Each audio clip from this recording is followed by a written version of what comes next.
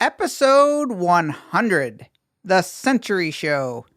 Your regularly scheduled podcast about content creation and online business has been postponed. Today, I reflect, pat myself on the back, and thank you for helping me get to episode 100 of Mike Murphy Unplugged. Learn, create, move forward. I am your host, Mike Murphy. I'm a one-man band. I'm a technology junkie.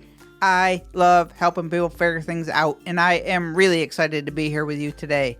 The goal of Mike Murphy Unplugged, it's to help you learn what you need to know in order to create online content so you can move forward in business and in life. So welcome to episode 100, The Century Show. Today, it's to celebrate 100 podcast episodes, which for me is a pretty cool milestone.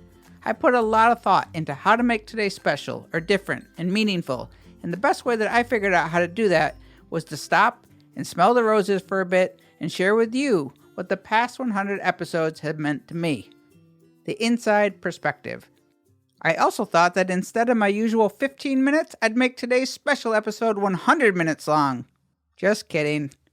Today, I will share my favorite episodes, my least favorite episodes, the episodes with the most downloads, what I love about podcasting, what I less than love about podcasting, what lessons that I have learned from podcasting, and what the future looks like for Mike Murphy Unplugged. It is my honor to bring you episode number 100. Let's get into it. First, some historic context and logistics for those tuning in for the first time and to make me feel good. Mike Murphy Unplugged went live on iTunes Friday, September 25th, 2015. I was proud when Apple sent me that email that my show had been approved and is now live. I created the show simply to help me figure things out for myself and to give me an outlet to teach and create content around the topics that I love to learn and share with others. By teaching and sharing my journey and process of building an online business and brand, I knew that I would eventually find my own voice and put the pieces of the puzzle together while simultaneously helping and inspire others trying to do the same thing. Win-win. This podcast has been published every Friday morning at 12:15 a.m., and the weekly newsletter has arrived in your inbox at 6 a.m. for those on my email list without fail. I have never been late or missed a week. Consistency and reliability are very important to me, to say the least. And just on a technical note, I have never had one hiccup or glitch with iTunes or MailChimp, and MailChimp is what I use for my email newsletters, so that's pretty good. Side tip, sorry, I can't help it. If you are starting a podcast, you are making a commitment to show up, and whether you realize it or not, you become part of people's routines.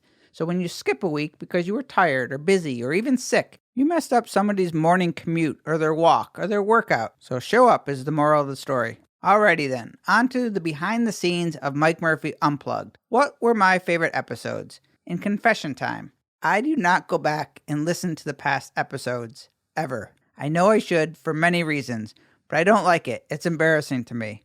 And if I am ever a guest, I don't watch the replay or listen to that show either. I'm sorry. It's me, not you. But I do have some episodes that I felt proud of or that I thought the content was really good. Episode 1, About Mike. I really put my all into writing that show, and it was really difficult for me to be so self-promoting, but I remember being really happy and proud of that. Episodes 17, 18, and 70, the roadmap shows, I really liked those because it really made me think about my business and my goals, which I don't often do. And I liked how I put those together and really thought they would be inspiring to others and kind of make sense. Episode number 56, the Adobe Audition Show. I really thought this was pretty good, but the best part was I got a personal email from the head of Audition, During Gleaves, telling me that the whole audition team had listened and really enjoyed it.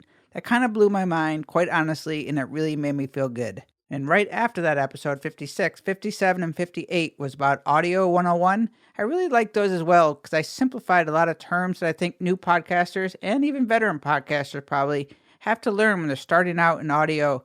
And I thought I did a good job of simplifying some complicated terms.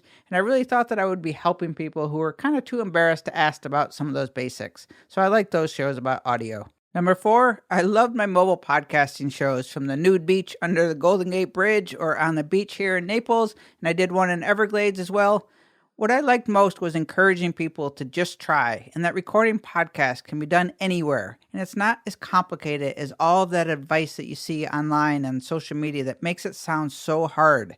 And I love exploring and creating things just to see if I can do it or to test out the gear. That is pure fun for me. They did not get the response that I really hoped for, but I thought they were pretty cool and really glad that I did that.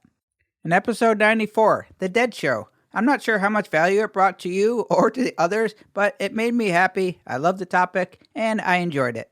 Okay, least favorite. I'm just going to touch briefly on this, as there were not any one in particular that I did not like, just some that I kind of had to force the topic, or they were just a little more difficult to make.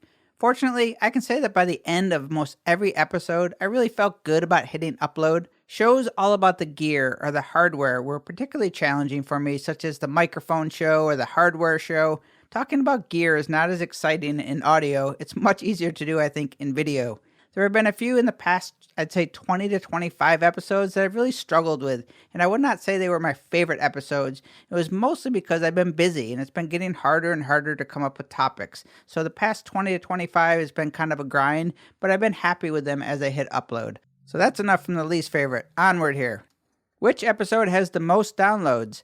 For the record, I have never cared about the download numbers. I probably would never check, except Blueberry, the company that makes the PowerPress plugin, emails me each week. And the last one I checked said I had close to 25,000 downloads total, which is more than what Libsyn shows, so I'm not really sure which one's accurate. It makes very little difference to me. But according to the Blueberry stats and my strong math skills, that averages approximately 250 per episode. Now, most podcasters would not get out of bed for such low numbers, but for me, I am absolutely amazed that so many people have listened to what I have to say.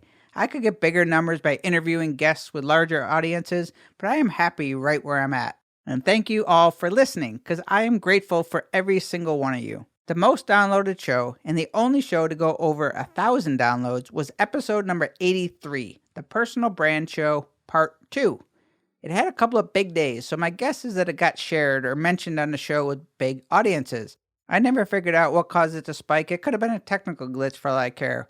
The one stat, though, that I did think was pretty good is that my numbers have been incredibly consistent week after week. If I look at all the shows, they all have roughly the same. And that to me tells me that people keep coming back week after week, and that makes me real proud. Okay, next. What I love about podcasting and what I less than love about podcasting. Honestly, when I first started, I just loved figuring out how to use the gear. It felt really cool to have the equipment that allowed me to basically have my own radio station from my bedroom. The other aspect that I love even more, though, is the act of creating a meaningful body of work. I look at my podcast as my journal, my portfolio, or my resume, if you will. It is one of the best perks of podcasting for me. I also love the accountability. My podcast has been a pillar for me. I have to show up week after week. It really has made me stronger and more disciplined. So a big pat on the back moment here. On the day I started this podcast, I started making daily content to learn and push myself creatively and to practice my technical skills, and I have not stopped since. Since episode 1, I have created and uploaded at least one piece of content every single day. It has not always been easy. It has not always been great. But I have learned that the act of creating and what I call tech exploring is what inspires me and keeps me motivated. And from the comments that I get, it's what inspires others the most. I get less feedback about the actual content and more on my drive and my work ethic and my showing up every single day. Now, I'd like to think that my tutorials and content help people, but knowing that I've inspired or motivated at least one person makes everything I'm doing worth it. So the aspects of podcasting that I less than love. Writing the script each week is my least favorite thing by a long shot.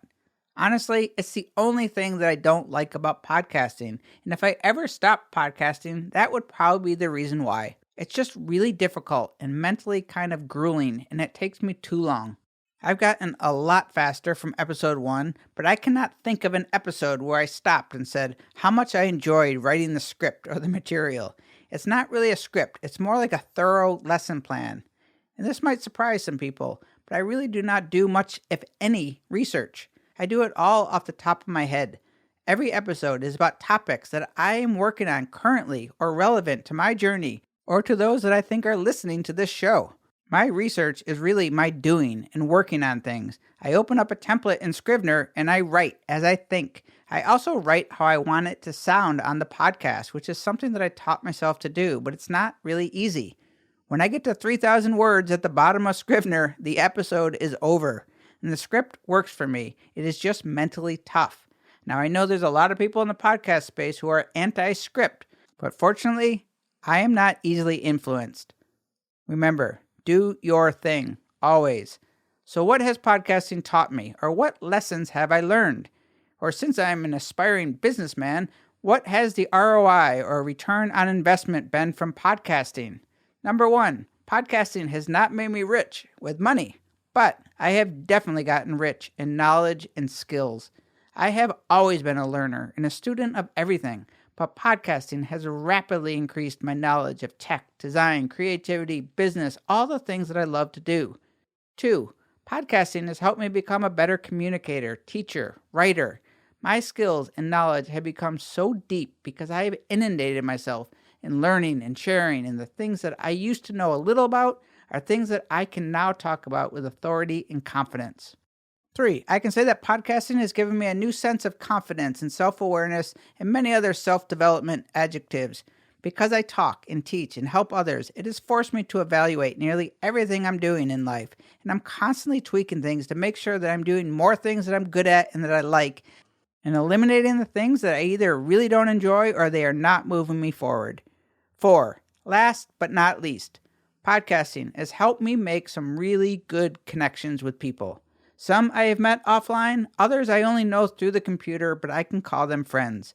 There have been a small group of people who have been supporters since the very beginning. They always make it a point to give me feedback or a like on Instagram or Facebook posts. And while I know that I am not the best at engagement and I am a little socially challenged, I appreciate every interaction more than you know. I have a Gmail label called Tribe, and you are in there, no doubt. I am fiercely loyal with friends and family, and for all those who have supported me through this podcast and in my online journey, let it be known that you can count on me for anything that I can help you with. Just say the word. So what does the future look like for Mike Murphy Unplugged? Well, I am working really hard on the business side of things to create products and content that will generate sustainable income for me. So I see the podcast shifting gears a little as I evolve. But the concept will still be about documenting my journey to teach and inspire others along for the ride, or trying to do a similar thing. I often spread myself too thin with creating so much content and not allowing enough time for business development. So I would really like to keep tweaking the podcast to make it easier on me and take less time to create without sacrificing the quality or the value of the content. I don't have the solution yet, but I will. Okay, wrapping up. Thank you for joining me on this special episode 100. Now, I am not always the best at expressing my emotions, but for those who have listened and supported and encouraged me or reached out to let me know that something I did helped or inspired or motivated you, it means everything to me. I have worked really hard for the past 2 years or so and have plenty of moments of uncertainty and self-doubt, but this podcast is the one thing that keeps me in check and motivates me to keep grinding and giving it my all, because I am creating the life I want. I am patient. I know that all good things take time, and I hope you do as well. So here's to the next 100. I thank you for joining me today in the past 100 episodes. I hope you join my one-man band, and together we can learn, create, and move forward. Cheers.